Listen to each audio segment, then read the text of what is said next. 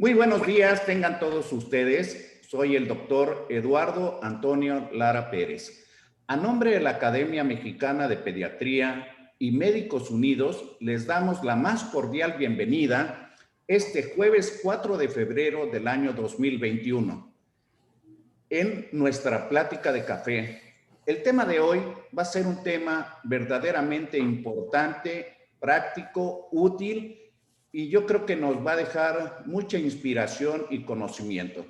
El tema es salud poblacional en tiempo real, las analíticas de la información clínica diaria como fuente de conocimiento. Este tema va a ser dado por el ingeniero José Rafael Santiago Esturú y el licenciado Luis Alejandro Santiago Ascanio.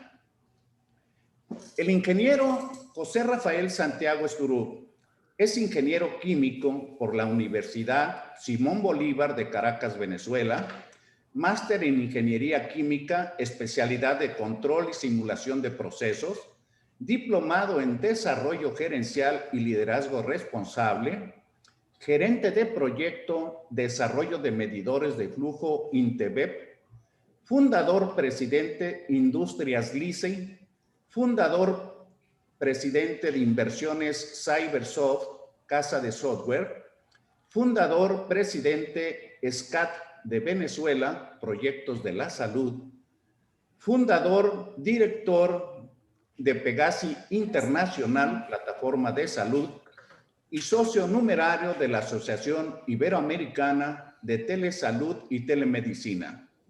Lo acompaña en este tema el licenciado Luis Alejandro Santiago Ascanio.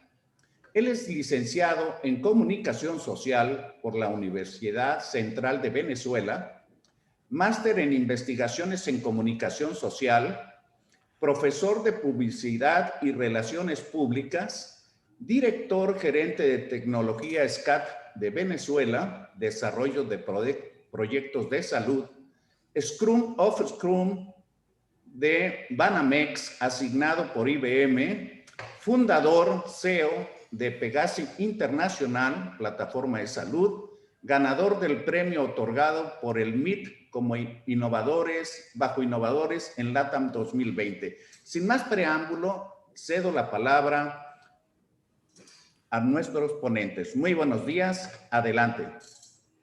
Bueno, buenos días, muchas gracias. Quiero agradecer al doctor Eduardo Lara Pérez por esta invitación y a toda la Academia Médica de Pediatría y a Médicos Unidos, porque es un placer poder compartir con todos y contarles un poquito lo que hemos estado haciendo durante estos años basados en la práctica diaria de la medicina.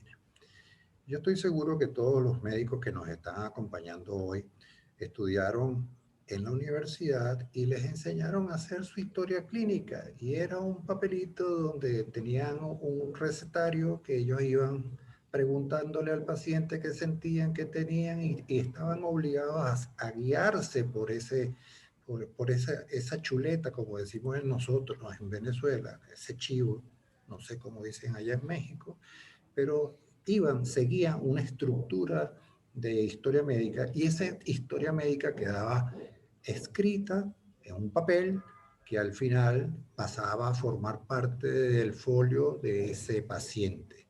Y una vez que el paciente se liberaba, esa carpeta era archivada en un sótano y se acabó, más nunca la volvieron a ver. En mis andanzas por la salud, me conseguí por los principios del año 90 trabajando con la Sociedad Venezolana de Tuberculosis. Y me dio mucho dolor en aquella época que los muchachos que estaban haciendo sus posgrados de tuberculosis, para poder hacer la tesis, tenían que manejar unos libros que creo que medían por lo menos 1 metro de largo, como por 80 de ancho, y ellos tenían que pasar aquel libraco para poder buscar la información de los pacientes para poder de alguna manera hacer sus tesis. Y los libros estaban húmedos, eso era puro olor a hongo y ustedes que están en la parte de asma saben mejor que yo lo que eso significa. Y después de verlos e interactuar, yo estuve trabajando con ellos alrededor de unos 3, 4 meses, yo tomé la decisión de que esto no podía seguir. Y fue el primer programa que hicimos para poder evaluar a los pacientes y dejar electrónicamente el récord ya establecido. Hacer esto fue realmente una proeza, porque los médicos en aquella época, sitúense en la década del 90, no entendían eso de que porque ellos tenían que escribir en una computadora, así con un papel y un lápiz ya con eso bastaba. Ellos no entendían que era facilidad, era posibilidad de estructurar esa data, era posibilidad de hacer estadística. Bueno, han pasado casi 3 décadas desde aquel entonces y finalmente, y cuando digo finalmente lo digo con todo el énfasis que hay, los médicos de esta generación ya tienen en sus genes que hay que tener bases de datos y hay que poder escribir las historias médicas de manera electrónica para poder ser analizadas y hacer estadística de esas historias. Desgraciadamente, en Latinoamérica, todavía el 70%, y creo que me estoy quedando corto, de las historias médicas están sobre papel. Y nosotros sabemos dónde termina ese papel. Ese papel termina en un cuarto oscuro, llenándose de hongos, y más nunca nadie lo lee. Esa es la realidad. Entonces, desde el punto de vista nuestro, nuestra lucha ha sido que se acabe el papel, realmente así, que se acabe el papel y que las historias médicas que se están realizando día a día se lleven en electrónica y que esa información, protegiendo todos los datos confidenciales que tiene que tener esa información, sea posible ser explotada. Imagínense nuestro mundo si nosotros en el año 2018 o comienzos del 2019 ya hubiésemos tenido esta red que estamos estableciendo hoy y compartiendo información. ¿Qué estuviéramos haciendo ahorita con el COVID? No estuviéramos ahorita volviéndonos locos con el COVID. Se hubiera podido empezar a estudiar el COVID desde el 2019. Entonces, es como obvio hoy en día que la información médica debe ser electrónica, pero pasamos 30 años para aprenderlo. Yo quisiera que Luis Alejandro, nos explique con mucho más detalle a qué nos referimos con dejar el papel, para que tengamos una visión más clara a qué me refiero yo con explotar estadística, big data, inteligencia artificial a partir de datos que todos los médicos están recolectando día a día. Entonces te cedo la palabra, Luis, para que sigas. Perfecto, bueno, muchísimas gracias. Un gusto estar aquí con ustedes el día de hoy, compartir un poco la experiencia que hemos tenido y lo que podemos hacer con información relevante y debidamente estructurada en el sector salud y cuáles son un poquito los hallazgos que vamos a tener. Voy a compartir mi pantalla con ustedes para mostrarles una pequeña presentación que preparamos para la ocasión y comentarles un poquito sobre qué podemos hacer con esta información. ¿Okay? Entonces, básicamente aquí vamos a estar comentando sobre cómo podemos incidir positivamente sobre nuestra visión de la sociedad en conjunto, de Latinoamérica en particular, a través de la utilización de las analíticas que nos produce una recolección adecuada de datos, ¿no? Partimos por el principio, hablando cuál es la situación de nuestra región con respecto a esa recolección de datos. Como comentaba mi papá, esa información ahorita en más del 70% de nuestra región se encuentra todavía en papel. Es una información que, bueno, aquí les voy dejando un poco las fuentes de las que estamos trabajando. La Unión Internacional de Telecomunicaciones califica a la América en general, particularmente Latinoamérica, como una de las regiones donde existe la menor prevalencia de este registro clínico electrónico, es como el objeto de la manera que se ha denominado. Y un poco la incidencia que esto tiene sobre las políticas que pintamos dentro de la región para el acceso a la salud y cómo más bien si estas políticas fueran, digamos, propagadas a nivel público y privado, el sector podría tener, o nuestras poblaciones podrían tener mejor acceso a la salud. Aparte de este número, que es bastante alto para estándares internacionales, tenemos un número de consecuencias de esa falta de tecnologización. Y uno de los números que traigo aquí para darles un ejemplo es cómo en México, y esto es de acuerdo a la Organización Panamericana de la Salud y la Organización Mundial de la Salud, cuando hacemos nuestra estadística poblacional, en casi el 15% de los casos, la manera en la que nomenclamos o indicamos el diagnóstico, y sobre esto se basan las previsiones de morbilidad e inclusive mortalidad de los países, en casi el 15% de los casos, la información recolectada en formato papel y luego transcrita no sirve para absolutamente nada. Entonces estamos hablando de que si bien las causas de muerte mal definidas y códigos inútiles han bajado en cuanto a intensidad en los últimos periodos, sí sigue siendo un problema importante que nos afecta particularmente para la creación de una buena política de manejo de datos a nivel gubernamental y a nivel privado. En el mundo ideal, nosotros podríamos tener toda la información en una base de datos y laboratorios, atención primaria, hospitales, especialistas, cuidado a largo plazo, salud pública y farmacias podrían interactuar entre ellos e intercambiar información para uno de los factores más importantes, que es la observación de patrones. Cuando nosotros podemos observar los patrones de la data que producimos en nuestra actividad diaria, podemos tomar decisiones que nos permitan dar una mejor atención al paciente. Entonces, aquí este gráfico le dio la vuelta al mundo de la manera en la que Canadá había recolectado la data de la incidencia de casos con COVID-19 y tuvieron uno de los mapas más espectaculares que hemos visto de la incidencia y la prevalencia de la patología en un país completo. Aquí tenemos un análisis muy claro de cómo la patología se propagó. Esto lo podemos hacer si tenemos buena data y si la recopilamos. Y por eso el comentario que si queremos mejorar nuestras analíticas y obtener resultados como esta, tenemos que perfeccionar la data que captamos, incluso en la actividad clínica diaria, y mejorar cómo captamos esa información. Entonces, de esta realidad no es una realidad nueva, se encarga una rama y es un punto intermedio entre la informática y la medicina, llamada informática biomédica, en la que la persona que la crea habla de que la informática tiene que ver con las computadoras, lo mismo que la astronomía con los telescopios, que es sencillamente la computadora una herramienta, y es más para que empecemos a pensar en una estructuración de la información para el propósito de la mejor atención del paciente.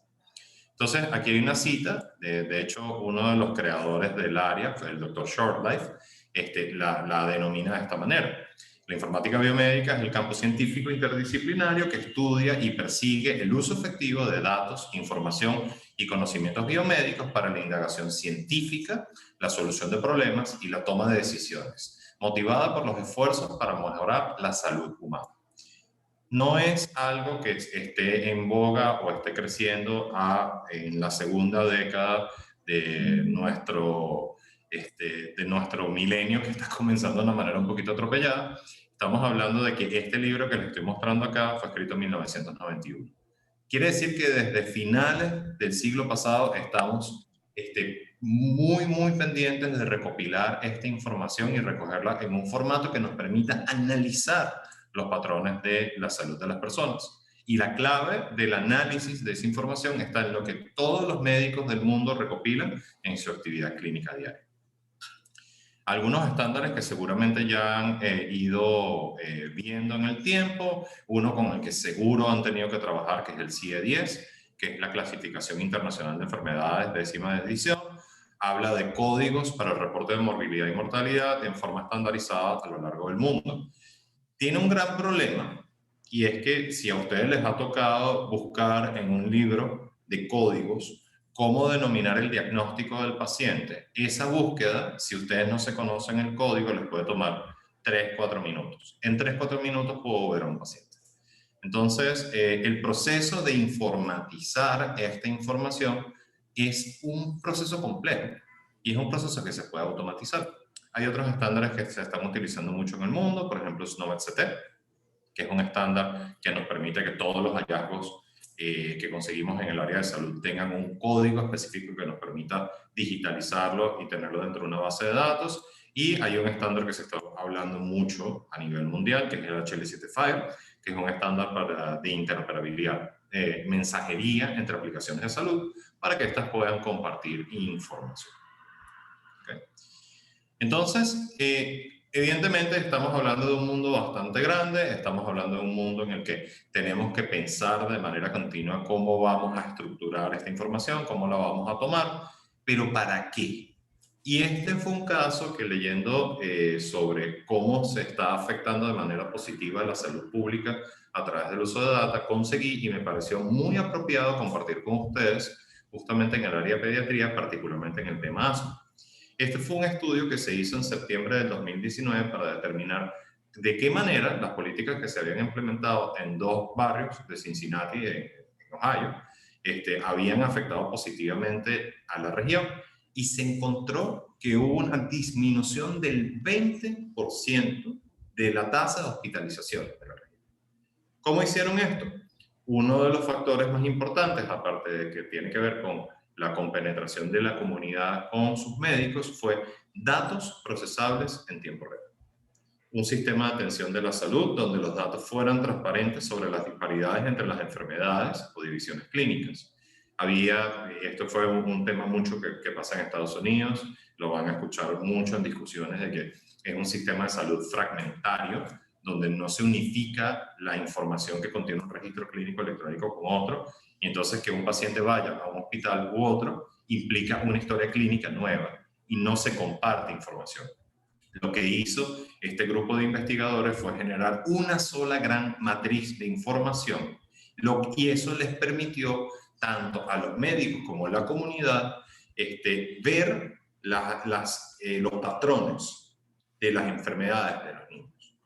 Y ese ver el patrón tenía que ver con que si tú tenías un niño, por ejemplo, con historial de asma, y el tipo de asma había sido identificado, y el patrón general de la región te decía que el asma se comportaba de tal manera, cuando tú atendías al niño a priori, ese niño evitaba ser hospitalizado por asma. Entonces, aquí viene la fuerza y lo interesante de tener esta información de manera colectiva, porque esa visualización de patrones nos permite de una manera muy rápida atender a la persona e inclusive lo que sería la tendencia de la región a minorarla o pararla. Otras cosas que podemos obtener de manera muy interesante a través de la recopilación de esta data es, por ejemplo, el uso de inteligencia artificial. Todos tenemos pues, la idea de que y es como un patrón difundido en los medios de que eventualmente el médico va a ser sustituido por inteligencia artificial. Eso está bastante lejos de ser una realidad. Cálculos hablan de que no van a pasar menos de 100 años hasta que tengamos una inteligencia artificial lo suficientemente robusta como para sustituir parte de las operaciones diarias que hace un médico. Lo que sí tenemos es la inteligencia artificial por varios usos prácticos, como por ejemplo mejorar la precisión diagnóstica. Aquí les hablo de un caso chileno, que es una tecnología llamada DART, que permite a través del uso de inteligencia artificial ver fondo de ojo de pacientes para para diagnosticar de manera más efectiva retinopatías. Permite el desarrollo de medicamentos mucho más rápido. Han escuchado hablar mucho seguramente de Watson, que es la inteligencia artificial de IBM, que permite visualizar tratamientos. E inclusive, en el caso del COVID, se habló de que la detección, particularmente de la llamada tormenta bradicárdica, es una detección que se hizo a través de una inteligencia artificial. Además, tenemos la creación de tratamientos médicos más efectivos. La inteligencia artificial está continuamente procesando muchos datos que si nosotros nos pusiéramos a procesarlo en cada paciente, en cada momento nos tomaría demasiado tiempo. Y por último, que esto es lo que está más en boga, es la edición genética. Hablamos de CRISPR-9, de CRISPR-Cas9, que es algo que también salió, de cómo editar el genoma, particularmente ahorita de bacterias, para hacerlas más útiles para la humanidad, ¿no? Entonces, en resumidas cuentas, pensar en que nosotros podamos utilizar nuestra data diaria para mejorar la salud del colectivo implica necesariamente que pensemos en esa recolección de data en 4 procesos que nosotros hemos identificado como, primero, el proceso de estructuración. Quiere decir que los conjuntos de datos que recogemos en nuestra práctica diaria sean conjuntos de datos que caigan en espacios que están claramente armados para eso. Por ejemplo, el diagnóstico tiene que estar, si lo visualizáramos, por ejemplo, como un Excel, en la columna diagnóstico, y debería tener su código, SNOMED, CIE10, cualquiera de ellos. Esa información tenemos que procesarla para darle valor y que pueda ser utilizada para el propósito que se quiere. Por ejemplo, yo puedo dar información en particular sobre el paciente, yo puedo dar presión arterial sistólica y diastólica, y el sistema puede procesar esa información para informarme si ese es un paciente con un pulso normal o puede ser un paciente hipertenso, y si es hipertenso, qué tipo de hipertensión es. Ya ahí hay un procesamiento de la información que a mí me otorga una cantidad de insights o de insumos para que yo pueda tratar a ese paciente de una forma diferente. Luego hay un proceso de agregación que tiene que ver con anonimizar a ese paciente, convertir la información de ese paciente particular en una información general y con eso analizar las tendencias que nos puede dar esa información. Si nosotros hacemos estos 4 procesos en esta secuencia, podemos incrementar la eficiencia de la atención de los servicios de salud. Hay un trabajo muy interesante en el año 2015 de McKinsey que habla de que nosotros podríamos mejorar nuestra eficiencia diagnóstica y nuestra eficiencia de tratamiento casi en un 17%, y que eso correspondía también en un aminorado de los costos de prestación de servicios de salud. Eso quiere decir que, 1, atendemos más pacientes. 2, los pacientes que atendemos los podemos atender a menor costo. Y 3, y lo más importante, podríamos incluso estarle ahorrando a nuestros países puntos de Producto Interno Bruto que se invierten en salud. Entonces, la invitación acá es a que nosotros le veamos el valor a la data clínica que producimos en nuestra actividad del día a día. Y si esa información la empezamos a tener en un formato estructurado, procesado, la podemos agregar y analizar para obtener información que nos permita tener resultados tan magníficos como el caso que les mostré en Ohio. Les agradezco muchísimo el espacio. Abro el área para que puedan hacer preguntas o comentarios que quieran hacernos, y estamos súper felices de contestar lo que necesiten. Muchísimas gracias. Muchas gracias, Luis Santiago. Muchas gracias, José Santiago. Realmente yo creo que para muchos de nosotros esto, aunque no es totalmente nuevo, sí es nuevo la utilización. O sea, nosotros desde hace tiempo utilizamos herramientas por computadora y un poco desordenadas, dijera yo, al menos en mi caso, ¿no? En el cual pues llevo los archivos médicos y cuando yo necesito saber simplemente qué edades veo de mis pacientes, pues tengo que ir nuevamente a mis archivos a sacar dato por dato y así cada una de las variables que yo quiera utilizar para poder hablar con certidumbre de lo que yo estoy haciendo o de lo que estoy teniendo dentro de mi consulta. Con este sistema que nos acabas de decir, ¿cuáles serían las ventajas en ese aspecto? Vale, perfecto. Muchísimas gracias, doctor. Yo creo que una de las grandes ventajas que tenemos es a la hora de investigar, la información está disponible a un solo clic de distancia. Lo importante aquí es que, como lo decimos, y es uno de los retos que se asumen en los sitios donde esta información se ha recolectado en formato digital ya, hablamos de un tipo de data que es desestructurado. Si yo tengo un campo de texto, que no es otra cosa que como un documento Word, a la hora de que yo quiero procesar esa información para producir investigación y, por ejemplo, tener estos tableros de calor espectaculares que vemos, de dónde está el paciente con la patología, las cadenas de transmisión que hemos hablado con COVID-19. Cuando yo quiero evidenciar eso, esa data que yo recogí por estar digitalizada no me sirve para ese propósito. Entonces, la gran ventaja a la hora de investigar es que como yo tengo una base de datos claramente segmentada, donde la columna de edad tiene todas las edades de los pacientes y el paciente está identificado, cuando yo le digo al sistema, muéstrame los pacientes de 10 a 15 años con prevalencia de asma, por ejemplo, podría ser, o de alergia estacional, el sistema puede rápidamente darme esa información en un formato condensado. Esa es como la gran ventaja que tenemos allí. Y eso tiene otra serie de ventajas que vienen a continuación. La primera es que cuando yo voy a crear un reporte clínico, no tengo que utilizar formatos distintos a lo que está dentro de mi información.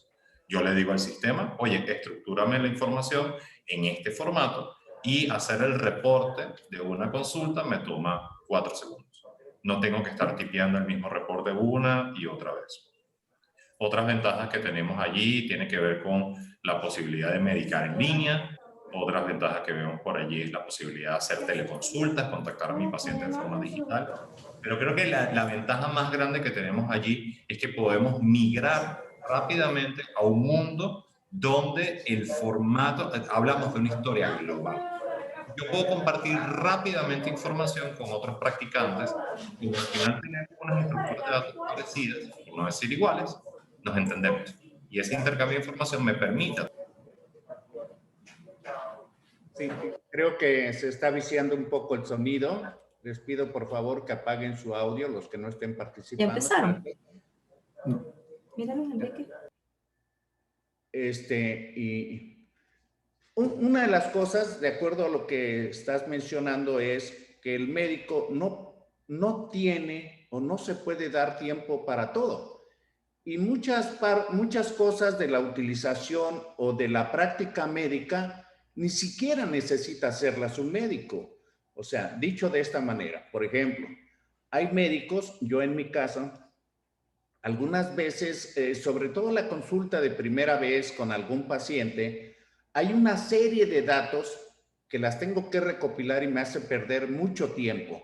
O sea, la ficha de identificación, dónde vive, el teléfono, etcétera, la edad del papá, edad de la mamá, y cuando ya veo, ya llevo 40 minutos simplemente estudiando o recabando información de cosas que todavía no llego a lo verdaderamente importante o importante de la demanda de atención. Eso lo puede hacer una secretaria, lo puede hacer el mismo paciente y a lo mejor me ahorra tiempo, pues yo al momento nada más, qué es lo que lo trae aquí y los datos que yo encuentro a la exploración física o los que se pueden medir. O sea, la talla, el peso, perímetro cefálico, el flujo expiratorio, etcétera, lo que yo quiera medir. Yo creo que es una manera de eficientizar los tiempos dedicados a un paciente, que es otra de las ganancias secundarias con esto, que sería un formato de una base de datos, me imagino. Y de allí, pues, utilizar en el momento que es mi necesidad de decir, bueno, voy a hacer un corte y quiero saber diferentes variables y no sé si haya herramientas estadísticas en ello. Te voy a contestar con una anécdota 100%. Trabajando con pediatras, nosotros estuvimos pasando consulta con ellos, oyéndolos, cómo era que ellos hacían sus visitas. Y las preguntas se repetían, eran siempre las mismas preguntas. Básicamente era buscar los antecedentes de ese niño que estaba viniendo por primera vez. ¿Qué hicimos? Hicimos una encuesta de antecedentes. Y esa encuesta de antecedentes, la mamá que está afuera simplemente se sienta, la llena, el niñito dando gritos, la mamá medio lo cuida, pero sigue llenando la cosa, y la encuesta llena se la entrega a la secretaria. Si el médico es un médico con algún poder adquisitivo más alto, la mamá lo llena directamente en una laptop ya, o en una tablet ya directamente y queda escrita. Pero normalmente se le da la encuesta y ella la llena. Esa encuesta la secretaria la pasa a la historia médica, que viene ya en una forma específica para poder ser explotada. Y por reloj, hacer eso que mientras la mamá está afuera esperando y el niñito dando gritos y todo el mundo con las manos en la cabeza, eso le ahorra al médico 17 minutos de consulta. Póngase usted que usted ve 10 niñitos diarios, les está ahorrando 170 minutos de consulta, 3 horas de consulta. Y los médicos hay que hablar así para que se den cuenta de la ventaja de tener una data estructurada. Entonces, eso es perfecto, totalmente perfecto. Y ahora tenemos la gran nueva, bueno, no es nueva, pero que se implantó ahora por la necesidad por el COVID, que es la videoconsulta. La videoconsulta es una preconsulta que tú le vas a hacer a esa mamá, porque tú no consultas la primera vez al niño, consultes a la mamá, esa es la realidad, y vas a sacar toda esa información. ¿Y por qué hay que mover al niñito a traértelo a tu consultorio para que se le haga una preconsulta si eso se puede hacer a través de una videoconsulta y ya se llenan todos esos datos que ustedes necesitan para poder pasarle la consulta al bebé? Cuando el bebé llegue o el niñito llegue a su consulta, ya ustedes tienen todos esos datos listos. Entonces es la practicidad y es el utilizar data de sus pacientes estructurada que después va a poder ser explotada estadísticamente. Quiero ahondar con esto porque creo que la pérdida de tiempos en la atención es valioso. Y, por ejemplo, yo recuerdo mis épocas, mi trabajo institucional, y veíamos pacientes que llegaban a urgencias, los internaban a urgencias con un resumen de historia clínica más el padecimiento actual, los internaban en hospitalización de pediatría y le volvían a hacer una historia clínica al mismo paciente, ¿verdad? Integrando los mismos diagnósticos o agregando a lo mejor algunos. Pero había una duplicidad de tiempo y de interrogatorio, como si la primera nota no hubiera funcionado o no hubiera servido para nada. Y luego de ahí lo verdaderamente valioso no se ponía en las notas cuando se hospitalizaba. O sea, cuántas horas duró en urgencias, qué fue lo que le hicieron, qué estudios le hicieron, ya están listos, cuál es la interpretación, cuál es el momento que yo le estoy viendo en la hospitalización, cuánto tiempo ha pasado, cuál es la claridad del... Entonces nos perdíamos de esos detalles que verdaderamente eran los importantes por la duplicidad de acciones, simplemente por no tener conectada una información que desde la primera ya no había necesidad de repetir en otras ocasiones exactamente lo mismo, de datos que son datos paja, ya para el tratamiento del paciente. Eso lo puede eficientar. Y esto lo podemos llevar a niveles personales, integrales, como grandes consorcios hospitalarios o instituciones de salud, en la atención primaria, en la hospitalización. O sea, se puede llevar en todo prácticamente, o al menos eso entiendo. Sí. Súper importante eso que rescata, doctor, y me parece muy, muy bueno. El punto es, por ejemplo, nosotros tenemos un algoritmo que identifica si el paciente pudiese tener o no una reacción alérgica a un medicamento que le estoy recetando. ¿Cómo funciona ese algoritmo? Tiene que haber alguien levantado el antecedente, alguien dentro de la historia clínica global, que ese paciente es alérgico a ese medicamento. ¿Cuántas veces no nos ha pasado que nosotros en la consulta particular identificamos la alergia al paciente porque el paciente está consciente y es capaz de narrarla, y cuando nos asiste a una emergencia nadie comentó de esa alergia porque puede ser inclusive un paciente inconsciente? Si nosotros tenemos esa información en alguna parte y ya queda sujeto, cuando yo en emergencia le estoy indicando un tratamiento a ese paciente, esa alergia sale a relucir. Interacciones droga-droga, por ejemplo. Sabemos que el paciente está tomando un medicamento que puede interactuar y no tengo esa información porque no tengo el expediente clínico. Cuando ya yo empiezo a estructurar la información y trabajar que esa información se comunique, todas estas realidades que son eventos adversos para el paciente se evitan. Bien, aquí hay un comentario del doctor Reinaldo Michel. El doctor Reinaldo Michel es académico y es gastroenterólogo pediatra, cirujano. Dice, buen día, sin duda la estructuración de los datos clínicos es sin duda muy útil, sirve para investigar, resumir, etc. Lo grave es ingresar a una nueva torre de Babel. O sea, yo debo de entender que a lo mejor el mensaje que quiere decir el doctor Michel es la confusión. No, si me permite, se los digo. A ver, adelante, Reinaldo. Con Torre de Babel me refiero a la portabilidad y a la intercomunicación de las interfaces. Su sistema Pegasi no es compatible, o sí es compatible con el Sistema Digital de Sanidad Militar en México, por ejemplo, con el sistema que tiene el Instituto Nacional de la Nutrición, con el que tiene el Seguro Social, o que tiene el ISSSTE, o el que tiene Sanidad Naval. Bueno, a eso me refiero como Torre de Babel, porque no hay comunicación. O los privados. Distintos, claro. Sí, ahí justamente un poco el trabajo que nosotros hemos hecho, y somos una de las pocas plataformas en Latinoamérica que trabajan con un estándar de interoperabilidad. Esa área específicamente que está tocando es el área de interoperabilidad, cómo los sistemas se conectan e intercambian información. Y nosotros estamos basados en un estándar internacional que es más difundido, que se llama HL7 FHIR, o HL7 versión 4.0. Entonces, eso básicamente es lo que desde la informática biomédica se ha creado para permitir que sistemas de salud que manejan conjuntos de datos distintos intercambien información, y esa información está estandarizada.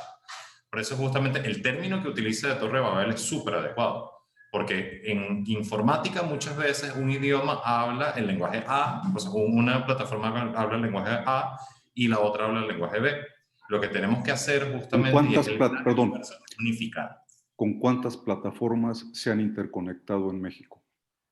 En México en particular tenemos, por ejemplo, trabajamos con General Electric, hablando netamente del tema de imagenología, por ejemplo, trabajamos con General Electric, trabajamos con Fuji, hemos hecho interconexiones en particular con sistemas administrativos particularmente. Tenemos ahorita, estamos haciendo una interconexión con el sistema, con la historia clínica del Instituto Nacional de Cancerología, también para poder extraer información y procesarla allí también, complementar un poco la estrategia que estamos utilizando. Y con vendors internacionales, todos los que trabajan con HL7 versión 2.0, 2.3, 2.5 y con FHIR, tenemos interconexión automática con ellos. Sí, desafortunadamente, la Torre de Babel sigue existiendo, porque es muy complicado. Desafortunadamente, los sistemas, por ejemplo, Sanidad Militar tiene una estructura peculiar propia. Tuvo que desarrollarla por los costos estratosféricos de los sistemas, porque aparte de que hay que comprar la interfase, hay que conseguir mantenimiento, y todo eso eleva muchísimo, muchísimo los costos. Entonces, esa es una limitante. Los costos son una verdadera limitante. Si tiene bondades, por supuesto, indiscutibles para investigar, para hacer investigación clínica, es indiscutible que todos los datos que yo necesito, si yo le pregunto de manera adecuada, la base de datos me los va a dar, me los va a arrojar en 1 o 2 o 3 o 4 clics, en minutos, no en horas, no en días. Sin embargo, es muy costoso para las instituciones y sigue siendo costoso para las instituciones. También yo le veo un riesgo importante a uno de los pasos que ustedes decían, de que si la presión arterial y que si me va a disparar una alarma, eso a la larga va a traer consecuencias de que el médico va a descansar en lo que el sistema le pueda dar y va a dejar de pensar clínicamente.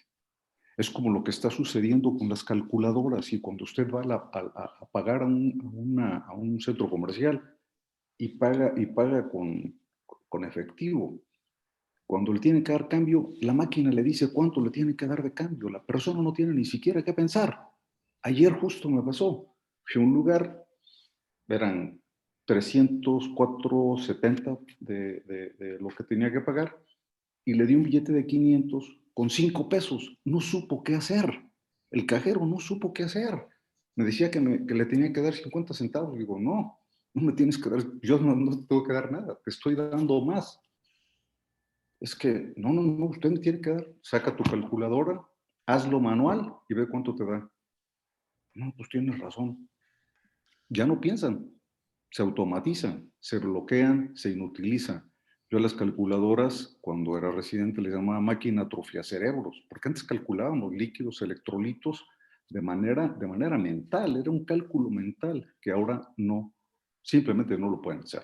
Entonces a mí sí me aterraría que el médico confiara en que la máquina debe decir, ay, híjole, no me brincó la alarma por el motivo que haya sido, y va a cometer un error, y un error que va a costar una vida.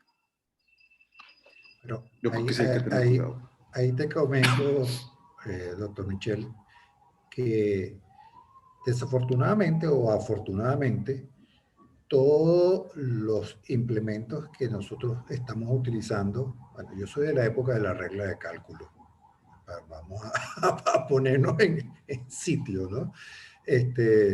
Y tuvimos que acostumbrarnos a ya no pensar en números redondeados, sino que, bueno, ya teníamos unos números más exactos cuando salieron las famosas calculadoras de bolsillo. Todo tiene una curva de aprendizaje. Lo que sí no podemos aplaudir o sí no podemos seguir auspiciando es la falta de no de automatización, la falta de data estructurada para los datos de médicos. Eso es lo que sí no puede seguir. No es justo, no es correcto que una persona tenga que esperar 3, 4 horas por una cama porque a la persona que se está saliendo todavía no le han calculado cuánto es que tiene que pagar y está ocupando un cuarto y tienes a otra persona abajo esperando 3 horas para que ocupe ese cuarto. Una cosa que si se tiene ya estructurado y programado, simplemente dale clic y ese clic ya le dice a la persona, usted se puede ir de alta. Esas son cosas que, como todas las cosas, tiene su parte positiva y algunas partes negativas, que esas partes negativas se corrigen con el adiestramiento, con la enseñanza. Nosotros, cuando se fundó la idea de Pegasi hace 4 años atrás, siempre tuvimos presente de que el acompañamiento con el médico, y cuando yo digo acompañamiento, no digo mantenimiento, digo acompañamiento. En el caso de nosotros, es definitivo. Nosotros tenemos que seguir creciendo junto con los médicos. El médico desafortunadamente tiene tantas materias en la universidad que, como usted dice, muchas veces si él no tiene que pensar, mejor no piensa. Tú ves muchachos que se gradúan y ni siquiera saben escribir un cheque, por decir cualquier cosa. Y esa es una realidad porque están tan absortos en todo lo que le están exigiendo a la universidad para poder terminar un grado de médico que no tienen tiempo para otra cosa. No, nosotros seguimos acompañando a los médicos, yo los invito a visitar nuestra página web, que es pegasi.io, ya lo vamos a dejar al final de la presentación, y se darán cuenta que seguimos insistiendo, mostrando nuevas teorías, mostrando nuevas maneras de hacer las cosas para que nuestros médicos sigan creciendo con eso. Inevitable que algunos, vamos a decirlo, tienen otras muchas cosas y a lo mejor no van a pensar. Lo que dijo el doctor Michele, yo comparto, eso es cierto, se acostumbran y entonces ya no ven para atrás, pero también hay que ver los pros. Cuando yo pongo mi lista de pros y contras, los pros son mucho más pesados que la lista de contras, definitivamente. Entonces, bueno, nada, va a depender de los jefes de estos señores de que usen la herramienta como tiene que ser. Excelente. Otra de las limitantes que tiene son los tamaños de los servidores. Yo tuve la oportunidad de ser el piloto de un sistema digital para desarrollarlo desde cero y actualmente es el que tiene Sanidad Militar en México. El tamaño del servidor inicial, con la gran cantidad de datos digitalizados, de datos de radiología, los datos de imagenología, de laboratorio, clínicos, todos los datos que se iban complementando, ¿sí? En poco tiempo resultó inútil. Se comió el servidor. Claro, se comió el servidor y hubo que tener otro servidor. Sí. Actualmente se tienen, ya está resuelto desde el punto de vista técnico, desconozco la solución que le dieron, pero ya está resuelto.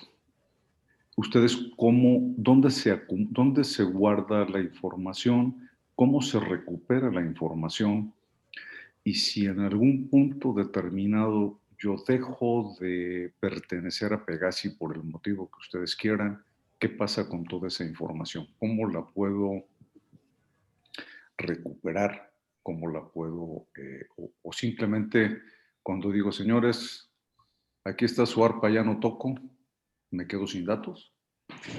No, esa es una muy buena pregunta porque ha sido una política de nosotros como empresa desde hace muchísimo tiempo, que la data clínica es sagrada y hay que resguardar. Nuestro trabajo es resguardarla, no poseerla. Y nosotros, por ejemplo, si en algún momento determinado un cliente sale de Pegasi, él tiene dentro de sus opciones un botoncito que dice descargar mi información y se lo entrego en un formato CSV, que es un formato que puede manejar en Excel. No vamos a dar una base de datos complicada. Tratar del cliente hacérselo lo más fácil posible para potabilizarlo en otros sistemas que sí le funcionen. Porque al final la idea es ayudar. Otra cosa, ahorita por lo menos nosotros estamos guardando la información cuando está en formato cloud, está en IBM. Tenemos ahorita nuestros servidores en Dallas. Y una de las cosas que nosotros procuramos siempre cuando hacemos una contratación de servidores es que cumple con normativa HIPAA. De hecho, toda la plataforma de nosotros cumple con normativa HIPAA, que es la normativa americana de protección de información de salud. Poco a poco también estamos propagando, porque es el caso de uso regional. Por ejemplo, en México estamos viendo la NOM 024 y aplicando los patrones de control de data que la NOM 024 no exige. No estamos listos todavía con la 024, pero estaremos en un par de meses. Y básicamente lo que nos orientamos mucho es que el cliente en cualquier momento tenga acceso a su información. Si en un momento determinado, por cualquier motivo, un cliente deja de pagar su plataforma, sea que no le gusta, sea que consiguió algo mejor, cosa que nos esforzamos en ser la más competitiva en el mercado todo el tiempo, sencillamente va a poder acceder a su información en formato de visualización para el resto de su vida.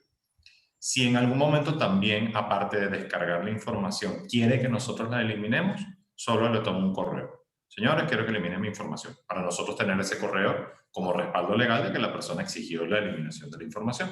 Y ahí la borramos de nuestro servidor. Y otro punto importante es que nosotros a nuestros clientes les damos la posibilidad de que trabajen o con un servidor local o con un servidor cloud. Si trabajan en un servidor local, ese servidor lo pueden conectar a través de una tecnología que estamos patentando llamada vSync con el servidor cloud. Y lo único que necesita el servidor local para sincronizar con la nube es en algún punto del día tener acceso a Internet. No tiene que tenerlo de manera permanente. Y así tengo la información local por si se me va el Internet o en cloud por si se me daña el servidor. Así aseguramos una factibilidad de acceso a la información del 99.9. Siempre está el incidente que se me vaya la luz y ahí ni modo. Pero en otro escenario tengo acceso permanente. Oh, excelente. Y si no tengo internet, vamos a suponer que toda mi información, supongo que tienen formatos de receta, de recetario, etcétera. Correcto. Y yo ya llevo 5 años trabajando con ustedes, ya no tengo papelería física, sino son puras hojas blancas. ¿Qué sucede cuando el internet hace de las suyas y me quedo sin internet? No me puedo conectar. Me pico los ojos, puedo trabajar en Word, la información que recolecte, cómo la puedo recuperar, ¿qué hago? Voy a retomar un poquito lo que dijo anteriormente Luis. Nosotros estuvimos casi 2 años trabajando en un desarrollo que nos basamos en la banca, básicamente la idea de la banca, que se va al internet y ellos igualito te pagan por el cajero, ¿no? ¿Por qué? Porque ellos tienen la información tuya en el servidor. Entonces, con ese mismo concepto, nosotros dijimos, bueno, ¿qué hacemos? Que la información médica, Cuando tú escribes tu información médica, esa información médica va simultáneamente, y esa es la palabra clave, al servidor local tuyo y al cloud, al mismo tiempo. Se cayó el internet, tú sigues escribiendo en tu servidor cloud. Y el secreto de nosotros es que la información que tú estás metiendo, el programa sabe que no hay internet. Entonces la información que tú estás poniendo en ese momento, él le va levantando banderas, vamos a llamarlo así banderas. Esto es nuevo, esto es nuevo, esto es nuevo, esto no se ha pasado. En el momento que se recupera el internet, todo lo que tiene bandera se va para el internet y el programa se switchea a internet. Vamos a ver el caso contrario. El doctor Michel está en su casa y está pasando una consulta en su casa porque lo llamaron por teléfono, que ¿cuántas veces no lo llaman ustedes a su casa para consultar? Y entonces tú agarras tu teléfono y tú estás viendo la historia médica de ese paciente. En ese instante tú no estás en la clínica, estás en tu casa, entonces tú estás tocando internet y tú estás metiendo datos en internet. Pero resulta ser que en tu clínica apagaron el servidor porque ya era de noche. Entonces toda la información se está quedando en internet y en la mañana cuando tú prendes tu servidor, se mete toda la información dentro de tu servidor. Yo creo, hasta ahorita yo no he leído ni me he enterado que ninguna otra compañía en Latinoamérica esté haciendo ese servicio. Creo que nadie lo está haciendo. Pero nosotros sí, porque fue nuestra gran preocupación. Y ahí yo abrazo a mi hijo que él tuvo ese gran conocimiento que aprendió en la banca junto con la gente de IBM y nos iluminó a nosotros cómo resolver ese problema, porque ustedes en México tienen una gran ventaja, que el internet es muy estable y muy bueno, pero en Venezuela ahorita, fíjate, el 95% de mis clientes en Venezuela me dicen, no, pero don José, yo no, ahorita no me meto en eso, aquí no hay internet en Venezuela. Entonces, ¿cómo hacemos para venderle? Pues debo entender Entonces, debo entender que ustedes instalan el programa en una máquina. ¿Se baja el programa en una máquina? No, el programa, en el momento que tú te logueas como usuario, el programa ya se instala en el servidor que tú le dices, él solo, nosotros no lo instalamos. Pero no tengo servidor. No hay importa. internet. No hay internet, no hay intranet.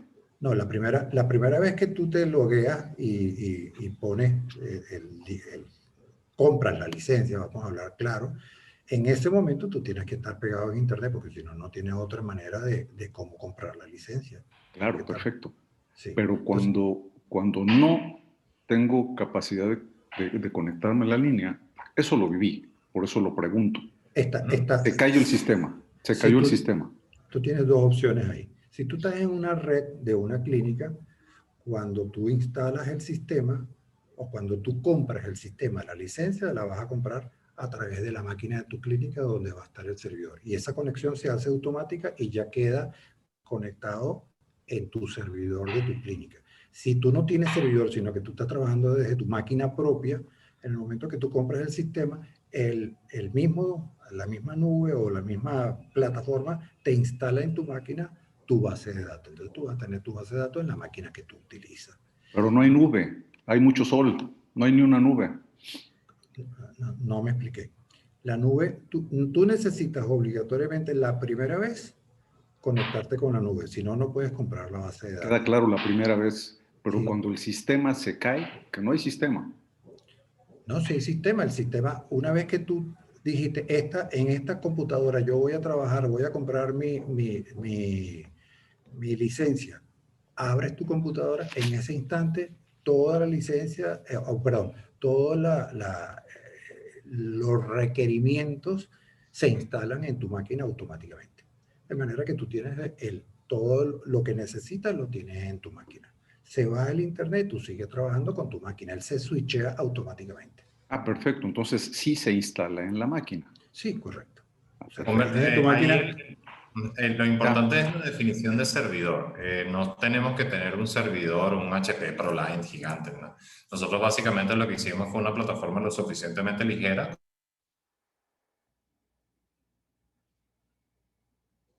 Bueno, creo que hay algún problema Se ahí. congeló. Hablando de internet, mira, por eso es que no hay que, por eso es que no hay que nombrar. Hay unos requerimientos mínimos como tal, queda incluido en un servidor. Mira, te caíste por unos instantes ¿Sí? y no copiamos tu comentario. Hablando de internet. La tecnología hace sus bromas. Sí, eso pasa. Pero ahí me escuchan bien. Sí. Ok. No, ahí tuvimos una pequeña tos. Eso no nos pasa con el sistema, importante. No, pero ahí lo que comentaba es que básicamente podemos transformar cualquier equipo en un servidor. Es la idea corta. Y ese equipo no solamente le da internet al que está entrando al equipo, sino que o sea, le da el sistema al que está entrando al equipo, sino a las máquinas que estén pegadas en la red. Entonces yo tengo mi máquina, por ejemplo, del consultorio, la que yo uso, en la que yo estoy sentado al consultorio, es el mismo equipo al que se conecta a la secretaria, es el mismo equipo que se conectan las enfermeras y todos trabajamos dentro de la red. Y esa información que yo estoy trabajando allí localmente es la que se sincroniza con la nube cuando yo tengo internet. Sí, ahí lo importante es que el concepto servidor, como el doctor Michele lo está enfocando, que es un aparatón, una cosa carísima y no sé qué, en el caso de nosotros, servidor es la máquina donde va a estar contentiva la base de datos. Eso es para nosotros el servidor. ¿Okay? Es una cuestión de semántica, vamos a llamarlo así. Pero en efecto, tu base de datos va a estar instalada en la máquina que tú estés trabajando o la que tú decidas que va a servir como servidor, que a donde se van a conectar las máquinas de tu consultorio o de tu clínica. Muy bien. Pues no sé si... Excelente, muchas gracias. Yo creo que se han tocado temas que yo ni siquiera me imaginaba, que gracias al doctor Mitchell, mi querido amigo y colega que es tan visionario y tan inteligente y con tanta experiencia, los tocó. Yo lo que estoy entendiendo es que es una herramienta que acorta tiempos, eficientiza tu trabajo. Y uno de los riesgos, como mencionó muy bien Michel, es la interpretación. O sea, la medicina es mucho el contacto del paciente con la interpretación de los datos. O sea, uno ve una radiografía, una tomografía, y aunque el radiólogo dice una cosa, uno interpreta otra porque tiene la ventaja de haber revisado un paciente o tener sus datos biográficos o antecedentes de enfermedades, etcétera. Eso, ¿cómo puede ser? O sea, el formato, lo que yo hago es diferente a lo que hace Mitchell, es diferente a lo que hace Roberto Rodríguez, etcétera. ¿Cómo va a entender la información el sistema? Ok, nosotros dentro de la experiencia que tenemos trabajando con médicos, que ya vamos para 3 décadas, hemos ido de alguna manera entendiendo cómo piensan los médicos. Entonces, en la versión anterior, nosotros teníamos una licencia o una especialidad por tipo. En total teníamos 31 especialidades diseñadas. Indudablemente que la especialidad de pediatría es una sola especialidad para nosotros. Con este nuevo producto, con este nuevo proyecto que nosotros tenemos, el médico tiene la facilidad de que él configura cómo él quiere que se haga su historia médica. Pero no importa cómo él la configure, la manera como él la configura genera una data estructurada. Eso es lo importante. ¿Okay? Entonces, por decirte algo, si tú fueras un traumatólogo, no estoy hablando mal de los traumatólogos escasamente te preguntan si tú eres alérgico a algo. Ellos no preguntan antecedentes y eso es una realidad, eso no es, yo no estoy diciendo nada exagerado. Entonces, el traumatólogo probablemente no va a aprender antecedentes ginecológicos, no va a aprender la parte de hábitos, no va a aprender, probablemente aprende solamente la parte de antecedentes comórbidos y ya está. Comorbilidades y ya está. Muchos médicos no hacen el interrogatorio funcional. Se saltan esa parte y se van directamente al interrogatorio físico. Entonces, apagan la parte de interrogatorio funcional. y no la van a usar. Y otro caso es, hay médicos que su interrogatorio físico es detallado. Por ejemplo, un dermatólogo te examina la cara, te examina las manos, te examina los brazos, y entonces él no hace un interrogatorio general, sino un interrogatorio específico. Entonces, el dermatólogo prende la parte de interrogatorio físico específico y el general lo apaga. Entonces, el médico tiene las opciones de, en su historia médica, prender o apagar las partes que él quiera utilizar. Pero las partes que deja prendida, la data que se genera es data estructurada, que eso es lo importante. Muy bien. Quiere decir que diseña su propio formato. Sí. Y de ese formato que se diseña, toma las variables para hacer los cálculos que le interesen. Eso me parece muy bien.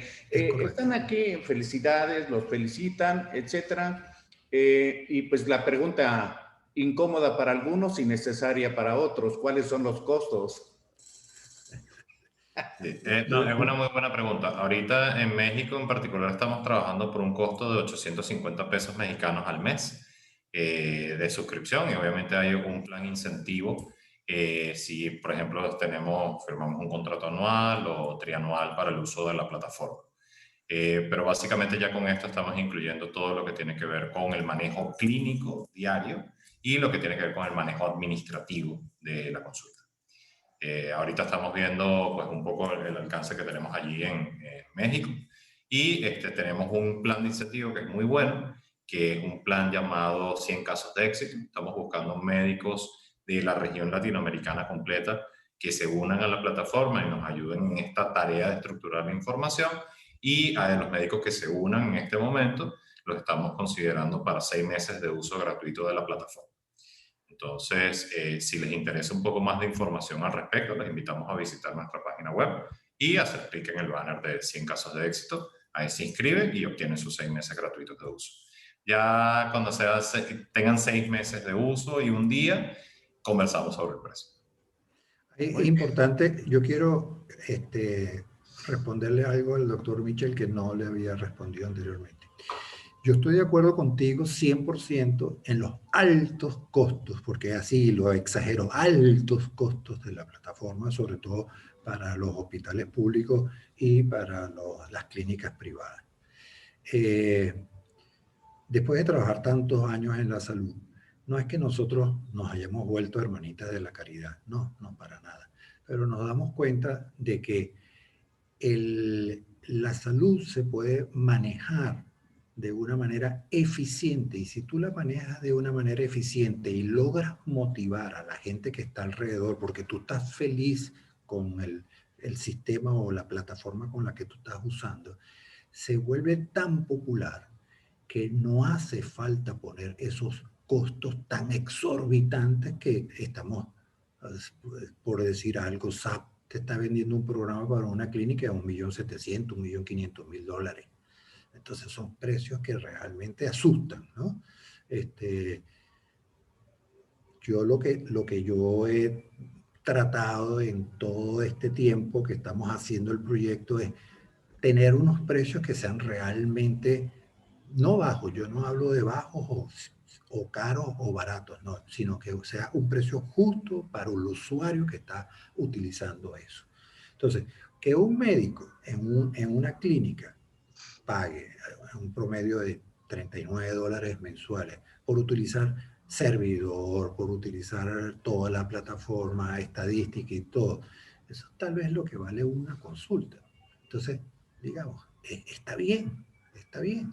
Y es un costo que indudablemente nosotros como creadores del proyecto, ahorita no los tenemos que chupar porque no tenemos 50.000 médicos afiliados, pero en un corto plazo lo vamos a tener. Entonces, ¿por qué no beneficiarnos entre todos? Entonces, a eso es lo que le estamos apuntando, y por eso es lo de los 100 casos de éxito con médicos de altura, y cógelo por 6 meses y utilízalo durante 6 meses, y esos médicos se vuelven al final nuestros amigos. Yo tengo clientes desde 1992 que siguen trabajando con nosotros. Y son mis amigos. y ellos son los que me dicen, mira, agrégale esto, quítale esto es muy fastidioso, esto es muy lento, esto es muy rápido, yo no puedo manejarlo así tan rápido. Todos esos feedback que nosotros necesitamos como creadores, nos los dan los médicos. Pues nosotros no somos médicos, los médicos son ustedes. Nosotros lo que hacemos es interpretar la mentalidad médico para llevarlo a los ingenieros que trabajan con nosotros, porque si uno deja a los ingenieros solos, nosotros nos volvemos locos. Esa es la realidad. Inventamos mucho. Quiero agregar a tu comentario, José, de que nosotros nos quejamos mucho que esta pandemia, pues no solamente nos ha pegado en la salud, sino también económicamente. Y la gente trata de resguardar y tratar de no gastar, pero a veces el gasto más caro es el que no sirve para nada.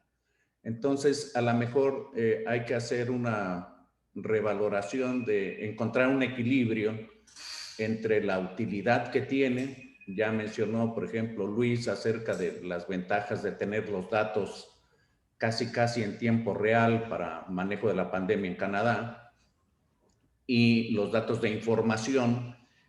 Yo creo que el valor que cada uno de nosotros le querramos dar acerca de lo que hacemos y cómo lo podemos mostrar, pues es una excelente idea, herramienta y que muy posiblemente está al alcance de todos nosotros. Yo debo de imaginarme que a niveles institucionales o de consorcios o algo debe de aumentar el precio, por supuesto, pero yo creo que de manera individual debemos de hacer un análisis ahí en la Academia Mexicana de Pediatría y Médicos Unidos, simplemente qué es lo que se puede, y yo creo que tiene muchísimas ventajas en cuestión de eficientizar tiempos y formas. Yo quisiera que nos dejaran un mensaje final, porque ya estamos, ya nos pasamos un poquito del tiempo, porque está muy interesante esto, pero un mensaje final para concluir esta grabación. Bueno, primero agradecerle a todos ustedes por habernos escuchado.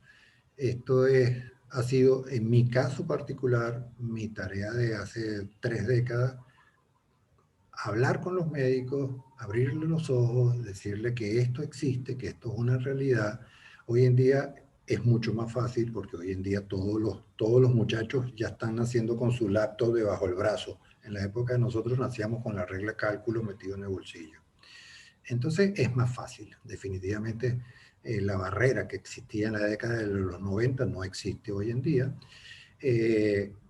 Existen miedos o pensamientos como el que dijo el doctor Mitchell, que eso es muy costoso, entonces hay que ahora pregonar, no es costoso.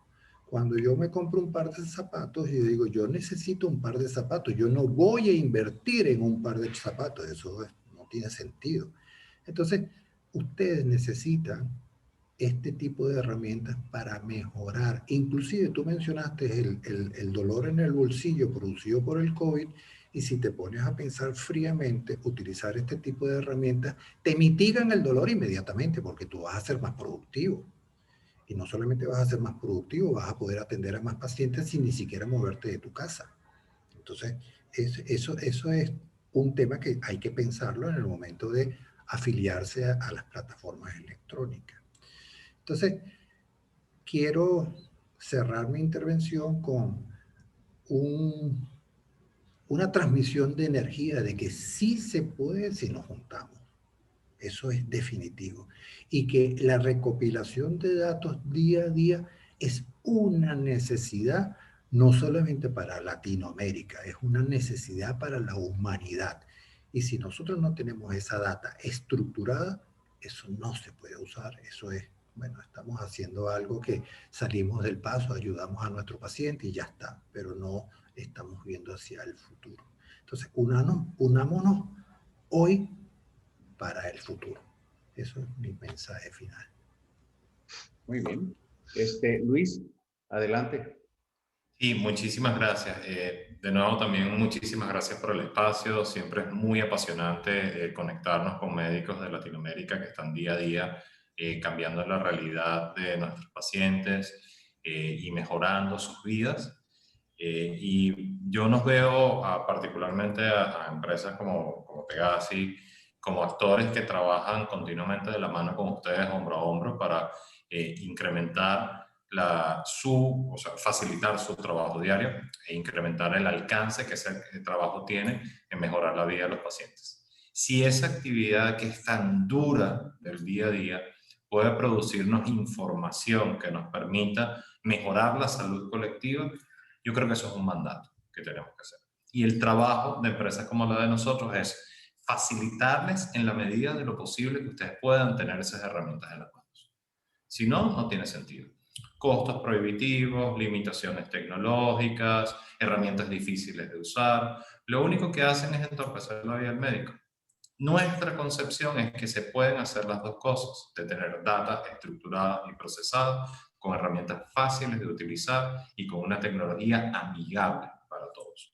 Por ese motivo tenemos más de 25 años estando de la mano con los médicos y nuestra tecnología la construimos con médicos para médicos. Entonces, no hay otra cosa sino una profundísima admiración por la tarea que hacen en el día a día, y esa admiración se traduce en productos y servicios que puedan integrar fácilmente a su consulta y que produzcan un efecto de bienestar sobre la salud de la región. Entonces, ese es el compromiso que nosotros tenemos como Pegasi.